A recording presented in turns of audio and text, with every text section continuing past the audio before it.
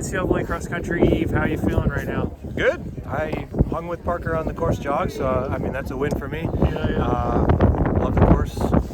Rolls well. Footing's good. It's gonna be fun. Yeah. How often do you run, like with the team very often, or just when you're meeting? Only when I need to. I usually run probably 2 to 3 days a week, and last year at this meet, I asked for a defibrillator at the end. Not seriously. Okay. She was dropping me, so I knew I had to train. Get myself ready for this one.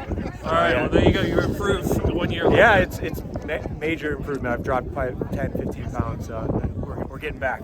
Yeah. So obviously Parker has had a great season for you guys. I mean, what were you thinking this sort of season was possible at the start of the year, or has that exceeded the expectations?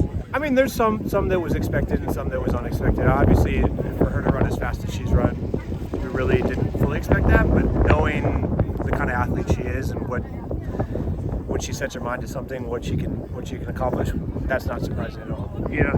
Do we think these courses, like they're full 6,000 meters? You think? What do you think about that distance? I talked to Adam Smith, the Ole Miss coach, and he told me, I was like, tell me it's short, and he said it was accurate. In fact, it was like 11 meters long. So for us, I just was blown away by that. And then obviously A&M was close, and then I think the John Hunt course, like that one, like if you run the tangents well, you can run it short, but I think it's an accurate course. Yeah.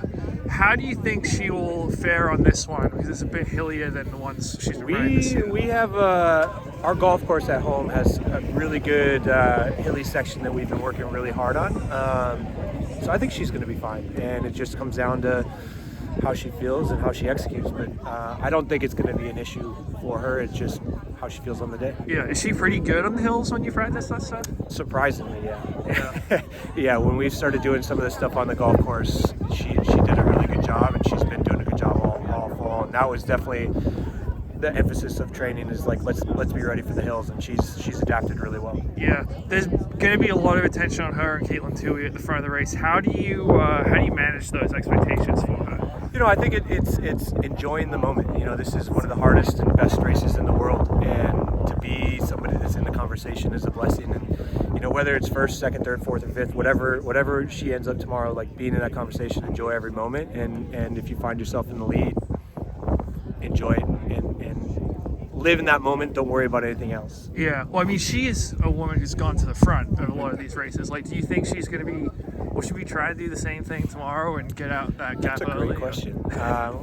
What we typically do is just talk about multiple race scenarios, and then I trust her in her judgment and how she executes, because she knows how she feels. And so I'll be watching to see what she does. Like we'll discuss multiple scenarios, and it's up to her to execute. Yeah. How's she doing the cold? Or have you had any experience? She grew up in Connecticut. Okay. So she moved to Florida as a freshman. I might be getting that wrong by a year or two.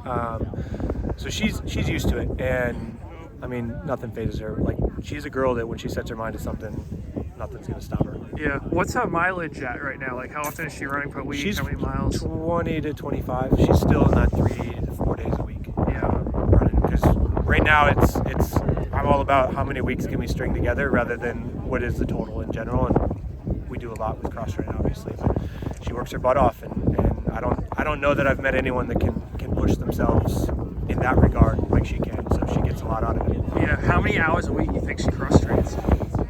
I mean, we're looking at probably anywhere from, on the low end, 60 minutes a day to 2 hours a day.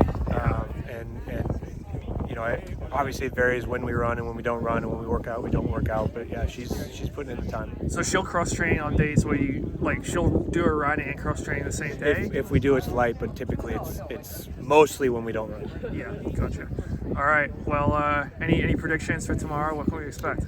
Hell of a race. I'm going to be sitting and watching just like everybody else, but I'm excited about it.